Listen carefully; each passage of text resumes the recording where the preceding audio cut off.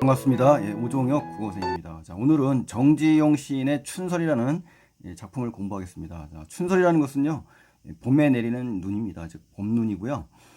이른 봄에 눈이 내리는 자연 풍경을 감각적으로 묘사합니다. 그래서 봄을 맞는 화자의 어떤 반가움 또 설렘을 노래한 그러한 작품이라고 정리를 할 수가 있는데요. 그럼 우리 그 시를 한번 구체적으로 보시죠. 첫 번째 내용입니다. 총 7년으로 되어 있는데요. 그 중에 이제 세 부분으로 묶어봤습니다. 그래서 1년에서 3년까지를 이제 봄눈이 내린 산의 모습으로 요약을 할 수가 있는데요. 이 부분에서는 주로 시간적 배경이 나오면서 멀리 눈에 덮여 있는 설산이죠. 그러니까 그것이 시야에 들어왔음을 지금 드러내는 장면이 나옵니다. 보세요. 문을 열었어요. 그렇죠? 선뜻. 자, 선뜻이란 단어는요, 동작이 매우 시원스럽고 빠른 모양 또는 얼른 뭐 이런 단어로 바꿀 수가 있어요. 근데 이 선뜻의 이제 느낌표까지 찍었죠. 자, 이러한 의미가 이제 화자의 감정까지도 이제 실려 있다라는 걸 보고 판단을 하셔야 됩니다. 먼 산이 이마에 차다. 그러니까 이제 먼 산이 이제 창문을 여니까 문이나 창문을 여니까 먼 산이 이마에 찬 겁니다. 그러니까 이제 산이 가깝게 느껴진다는 겁니다. 그러니까 촉각적인 이미지를 썼고요. 싸늘하다, 뭐 차갑다 이런 뜻이잖아요. 그러니까 이 공간각적 표현이 들어있다라고 볼 수가 있습니다. 시각을 촉각화한 거죠. 그래서 이 낯설게 하기 한 방식이다라는 거, 요거까지 알아두시면 좋겠습니다.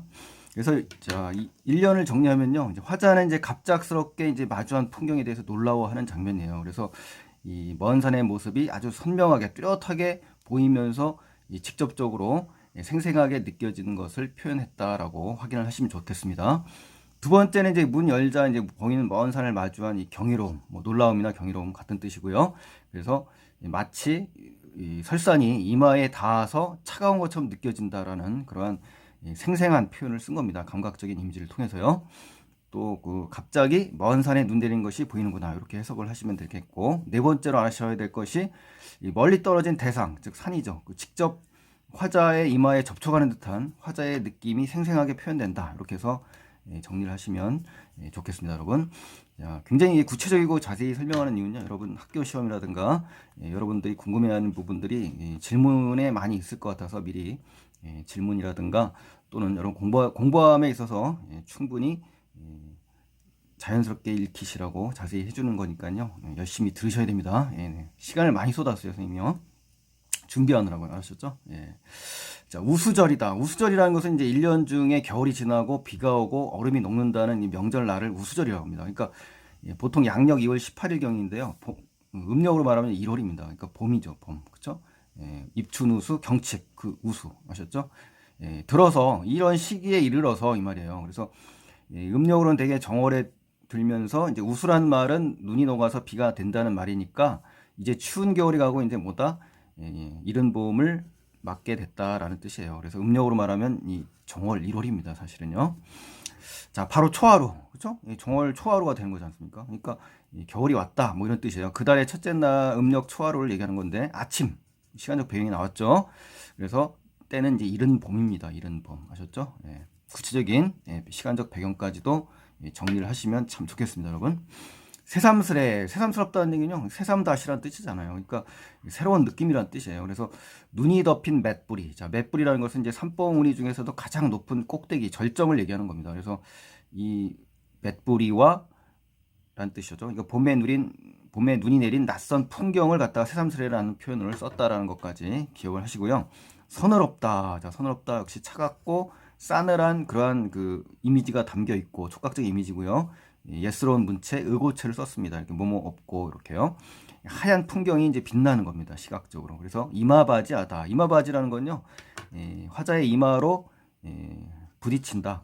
차가운 느낌이 부딪힌다. 뭐 이런 뜻입니다. 그러니까 촉각적인 이미지죠. 그래서 자, 정리를 할까요? 요 3년을요. 화자는 이마에 닿을 듯 차갑게 느꼈던 먼 산의 경치를 어떻게 했어요? 이마바지로 부각을 했고요. 공간각적 표현을 쓴 겁니다. 그래서 시각을 촉각화했다. 그래서 낯설게 하기 두 번째 방식이 쓰였다라는 것까지 확인을 해주시고, 눈 덮인 산이 이마에 닿을 듯이 차갑게 느껴진다는 것을 강조하는 효과가 있고요.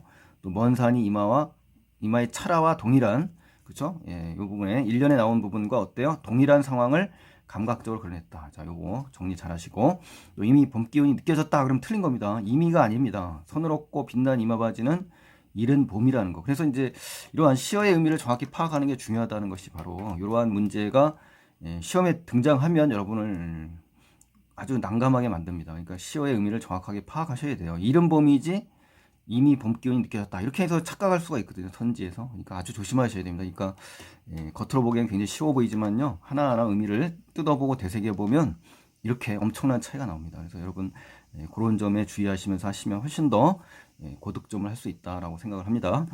또 산과의 거리감을 드러낸 것은 아닙니다. 그러니까 오히려 1년에 있는 먼 산이 이마에 차다를 3년에서 구체화하는 방식으로 시상을 전개한 거죠. 그렇죠? 더 가까이 하고 싶은 마음이 담겨 있는 겁니다. 오히려. 자, 두 번째로 이제 4연 6견을 이제 두 번째로 이제 묶었습니다. 여기서는 이제 묶으면은 생동감 있게 봄 기운이 다가온다. 화자에게 이러한 것으로 이제 묶을 수가 있고요. 여기서는 이제 계절의 변화가 나타납니다. 그러면서 자연 만물이 봄 기운을 머금기 시작했다라고 정리를 할 수가 있는데요. 자, 그러면 4연을 한번 볼까요? 얼음이 금이 갔어요. 그죠? 바람이 새로 따르거니. 그러니까 이제 따른다는 거 이어진다 뭐 이런 뜻이잖아요. 그러니까 겨울이 지나서 성큼 봄이 다가오고 있다. 이렇게 해석을 하시면 정말 좋을 것 같아요.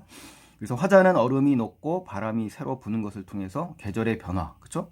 그래서 자연의 모습을 그려내면서 여기서는 이제 이미 봄 기운이 느껴진 겁니다. 그러니까 이 앞부분에서는 이른 봄 기운이고 여기서는 이미 봄 기운이 느껴진 거다. 그러니까 이렇게 구별을 정확하게 하시면 좋겠습니다. 예. 자, 그래서 얼음이 녹고 바람이 부는 모습을 제시해서 봄을 맞아서 변화하는 자연, 이걸 느낀 겁니다. 자, 흰 옷고름을 절로 향기로워라. 여기서 나오는 시적 화자는 직접 등장하지 않지만 이런 그 옷을 통해서 감각적으로 간접적으로 지금 전달이 되네요. 화자가 저절로 향기로워라. 그러니까 이제 색채 이미지가 나왔고요. 공감각적 표현이 또 세 번째로 나왔습니다. 낯설게 하기 세 번째 방식, 세 번째가 나오는데요. 감각의 전이 또는 시각의 후각화라고 할 수가 있습니다. 그래서 흰 옷고름의 시각적 이미지를 향기로움이라는 후각적 이미지로 표현함으로써 봄에 대한 화자의 반가운 느낌을 전달한 겁니다. 그래서 향기로운 봄의 전경을 묘사한 거고요. 봄의 이러한 계절적인 변화를 통해서 화자 자신의 몸을 통해서 온몸으로 감지하는 그러한 장면을 형성한 겁니다. 자, 5연입니다. 옹송그리고. 자, 옹송그리고는요, 움츠린다는 거예요. 움츠린다. 그래서 오므라든다. 그렇죠? 겨울내 내내 겨우내 움츠려 들고 있던 내가 살아온 모습이 과거에 이제 겨울철에 춥게 살아온 그런 모습을 지금 떠올리는 겁니다. 그래서 생명이 살아 움직이는 이 봄 기운에 그걸 떠올리는 거죠, 지금. 아, 꿈 같기에 서럽다. 이렇게 얘기하는 겁니다. 그러니까 꿈 같기에 서럽다라는 건 상당히 이제 중요한 표현이고 여러분 시험에 아주 잘 나오는데 어렵습니다. 이거 해석하기가. 정지용 시인이 상당히 해석하기가 어려운 부분이 바로 이런 부분들 때문에 그러는데요. 자, 화자는 겨우내 웅숭거리고 살아온 자신을 되돌아보는 장면이라고 그랬죠. 그래서 그 앞에서 보인 자신의 태도를 좀 허무하게 여긴다. 그랬다면 이건 틀린 겁니다. 허무한 게 아니에요. 이 꿈이 나와서 이제 허무라는 말로 대치돼서 이제 설명이 될 수가 있는데 여기서는 허무감이 아닙니다. 그래서 어떤 거냐? 화자는 봄을 맞았어요. 그래서 너무 기쁜 거예요. 그렇죠? 그리고 허무하다라는 건 아닙니다. 그래서 화자는 이제 겨울내 웅크렸던, 그렇죠? 움츠렸던 이 생명들이 막 웅숭거리면서 살아나는 모습 등을 보면서 너무 꿈 같아서, 그렇죠? 서러운 느낌마저 든다며 봄을 맞이하는 내면 심리를 표현한 겁니다. 기쁨을 노래한 거고요. 봄의 생명에서 느끼는 아름다움을 또 표현한 겁니다. 그래서 대견하고 반가운 겁니다, 여러분. 아셨죠? 웅숭거리고 살아난 모습이 이제 생명으로 볼 수도 있다는 겁니다. 해석에서 두 가지 경우를 또 생각해 보시면 또 좋겠습니다. 과거에 내가 이렇게 살아왔던 것이 꿈같게 서럽다라고 표현할 수도 있고 생명이 다시 살아 움직이는 봄 기운이 라고 해석을 해도 되는 것이니까요.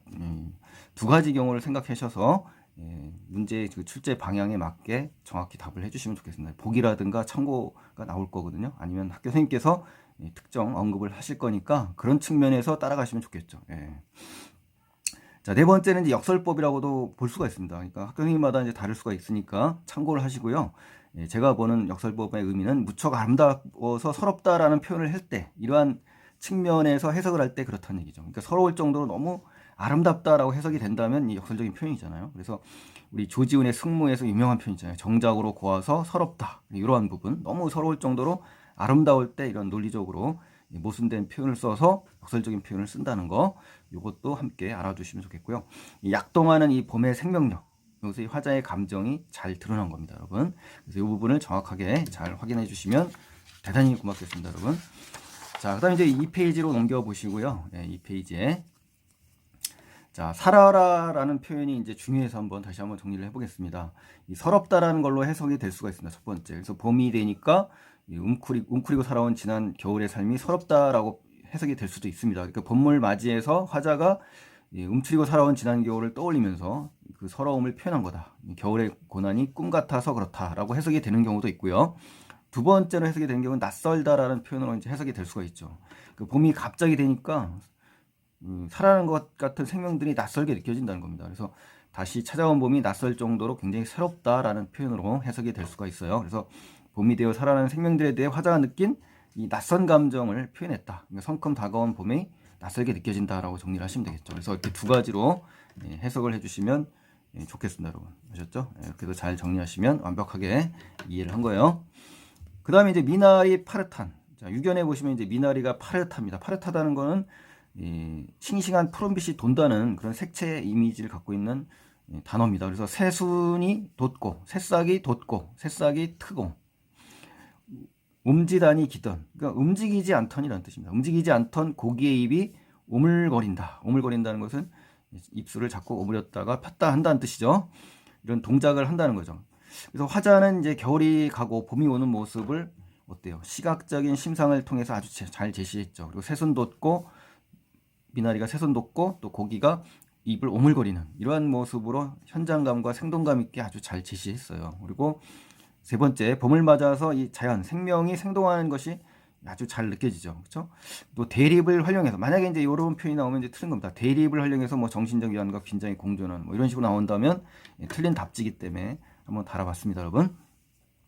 자, 이제 마지막 이제 세 번째 부분인데요. 칠연입니다. 칠연. 그래서 이른 봄 기운을 만끽하고 싶은 마음이 담겨 있어요. 그래서 겨울의 부정적 속성을 통해 화자가 극복된다. 이런 말로 나오면 틀린 겁니다. 여러분, 겨울이 나오면 항상 부정적 속성이다. 또 현실 극복이다. 이렇게 기계적으로 하시면 안 된다는 겁니다. 이런 것으로 답지가 나온다면 틀린 거니까 주의하라는 의미에서 적어 놓은 거예요. 자, 한번 볼까요? 꽃피기 전 철. 즉 뭡니까? 꽃이 피기 전 철이니까 알맞은 시절이 원래 철이거든요. 제철이란 뜻인데 제철이 아니란 얘기지 않습니까? 그러니까 이 눈이 뭐예요? 새삼스레 내린 봄 눈이란 얘기입니다. 그러니까 이 춘설이라는 제목을 함축하고 있고요. 앞에 나온 그 새삼스레라는 단어 있죠? 이 부분과 일치한다라고 볼 수가 있는 겁니다. 서로 어울리지 않는 봄과 눈을 결합했잖아요. 그러니까 다시 돌아올 겨울에 대한 화자의 어떤 기대감을 드러냈다. 이건 좀 틀린 건데 기대감, 그렇죠? 예. 자, 그리고 꽃피기 전 철 아닌 눈에 내린 눈과 계절과 어울리지 않는 낯선 사물로 인식되는 것은 맞아요. 하지만 기대감은 아니다라는 거. 다시 올 겨울에 대한 기대감은 아닌 거죠. 그렇죠? 봄 맞아서 기뻐하는 장면이거든요. 그러니까 조심하셔야 된다는 거. 그래서 낯설게 하기의 방식 중에 하나다라는 것까지 확인하시면 좋겠습니다.